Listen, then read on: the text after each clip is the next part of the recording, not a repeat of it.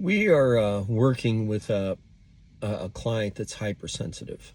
She's just one of those people that you feel sorry for because she's just so sensitive to everything. So we've been spending a little time in her house trying to help her out. And we've cleaned everything that we can clean. We've done it all. So she's still having a problem. So I go up in the attic, and there's some mold in her attic. But more importantly, I'm looking down and I'm seeing all this cellulose insulation. It's in our business. It's pretty well known that cellulose is well documented for having mycotoxins. It may not be mold, but there are mycotoxins present in the insulation. And the reason for this is because cellulose insulation is recycled newspapers.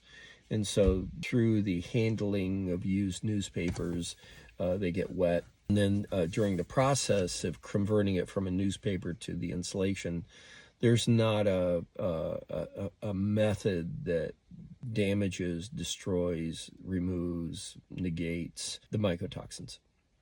So they blow this stuff in, and then people who are hypersensitive may or may not have an issue. She is.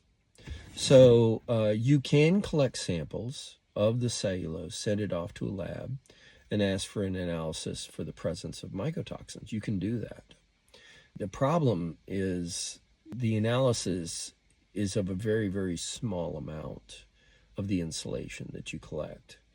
And for 1,000 square foot attic, you collect 5, 6, 7 samples, and that percentage wise of the volume of the insulation up there could be 1,000%. So do you want to trust that? So I take the attitude, if you see it, you take it out. And if you can't take it out because of financial considerations, then at least the client knows that that is a problem. And maybe next year or the year after, they can accumulate enough money to have it removed. It's really not that expensive from my point of view. I think this particular attic is maybe 700 square feet, maybe 800 square feet.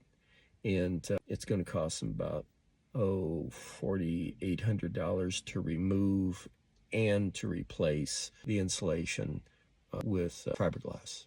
Anyway, some folks don't even think about this, but maybe this will help you out in dealing with your clients. Bob Bennett, Farsight Management. It's better to use Farsight than hindsight.